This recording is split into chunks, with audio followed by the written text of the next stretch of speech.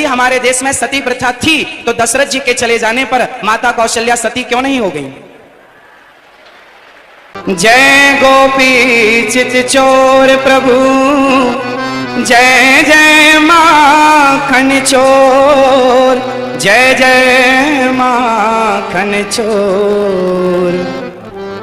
राधा मेरी मात है, पिता मेरे घनश्याम, इन दोनों के चरणों में मेरा कोटि कोटि प्रणाम, मेरा कोटि कोटि प्रणाम। आग लगी आकाश में बरस रहे अंगार, संत न होते जगत में तो जल जाता संसार, तो जल जाता संसार।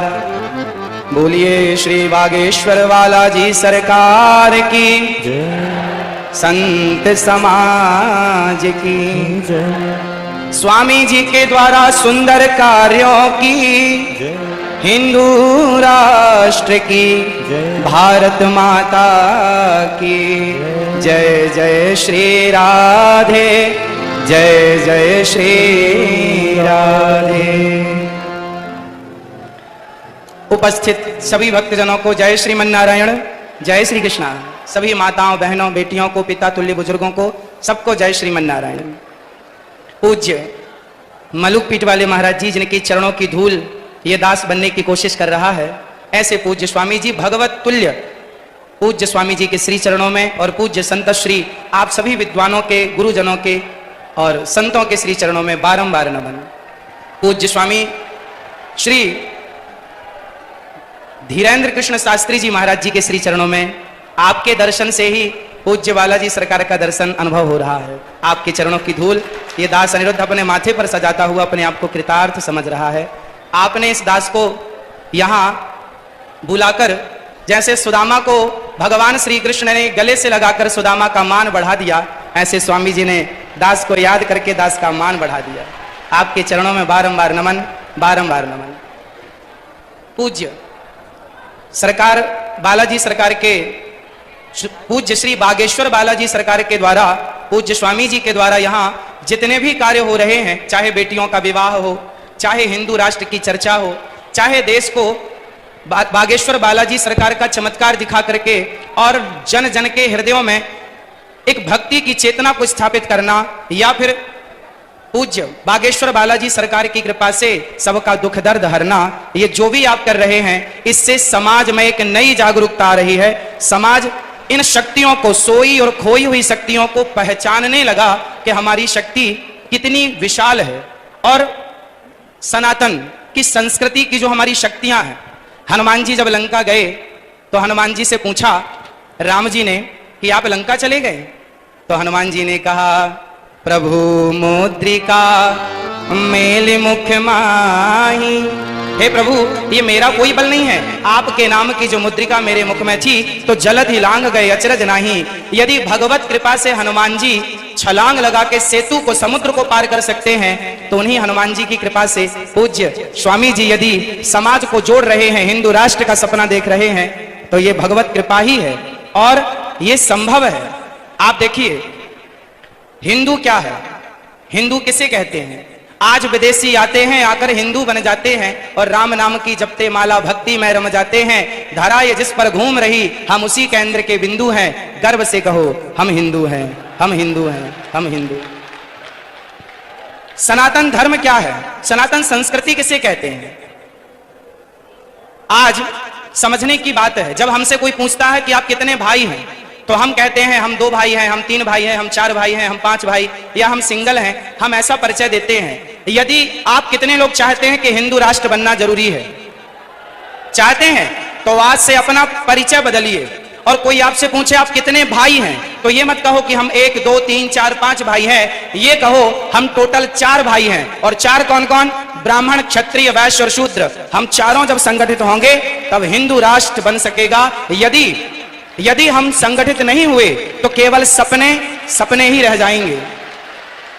इसलिए आज से हम कितने भाई हैं? कौन कौन? ब्राह्मण, क्षत्रिय, वैश्य, शूद्र, ये चारों मिलकर जहां सुमति तहां संपत्ति नाना, जहां कुमति तहां विपत्ति निदाना। जहां संगठन होता है ना वहीं विजय होती है। जहां एकता है वहां सब कुछ है, संसार की हर खुशी वहां है जहां एकता है। यदि हम बिखर गए, मुगलों ने, अंग्रेजों ने क्या किया? हम हिंदुओं को, हम सनातनियों को लड़ाया, आपस में लड़ाया। फूट डालो शासन करो किसका नारा था?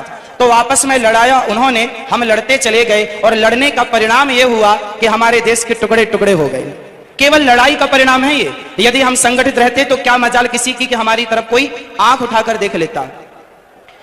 हमारे सनातन धर्म में चाहे ब्राह्मण हो, क्षत्रिय हो, वैश्य हो, शूद्र हो, आप बताइए आज जिस छुआछूत ऊंच नीच की बात की जाती है, बताइए क्या हमारे सनातन धर्म में, क्या हमारे हिंदू धर्म में, क्या हमारे वेद पुराणों और ऋषि मुनियों के द्वारा क्या छुआछूत की भावना कभी थी?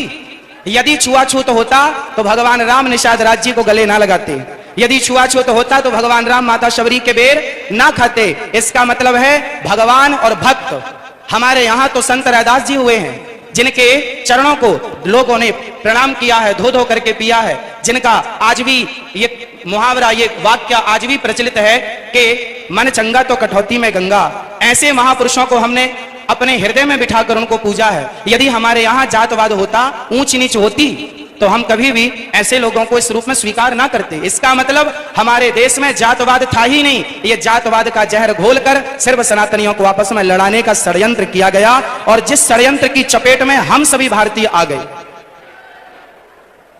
हमको लड़ाया गया, हमें गलत पढ़ाया गया। जैसे समझिएगा क्या क्या गलत पढ़ाया गया हम लोगों को। पढ़ाया गया कि हम जब पढ़ते थे ना तो हमें पढ़ाया जाता था गा गणेश का, गा से गणेश। आज पढ़ाया जाता है गा से गधा। जब गा से गधा पढ़ेंगे तो गधा ही होंगे, फिर गणेश वाली बुद्धि कहां से लाओगे? इसलिए अब एक वाक्य देखिए इतिहास से। लोग कहते हैं कि हिंदू धर्म में सती प्रथा थी, राजा राम मोहन राय जी ने इसे बंद किया। ये जो जानकारी है ना, ये अधूरी जानकारी है। हमारे देश में, हमारे वेदों में, पुराणों में, ऋषि मुनियों के द्वारा हमारी संस्कृति में कभी भी सती प्रथा नहीं थी। यदि थी तो वह किस रूप में थी वो समझने की जरूरत है। हमारे यहाँ ऐसा नहीं था कि पति मर गया तो उसे जबरदस्ती चिता में डाल दिया जाए, ऐसा नहीं था। ऐसा था कि पांडु जी की मृत्यु हुई तो माता माद्री उनके इच्छा से कि मैं अब जाऊंगी, और अपनी स्वेच्छा से उन्होंने सती होना स्वीकार किया। जबकि माता कुंती ने कहा कि ये 5 बच्चे हैं, माद्री माँ ने कहा कि आप इनका ख्याल रखो। तो माता कुंती अपनी इच्छा से रह गई और माता माद्री अपनी इच्छा से चली गई। यदि हमारे देश में सती प्रथा थी तो दशरथ जी के चले जाने पर माता कौशल्या सती क्यों नहीं हो गई?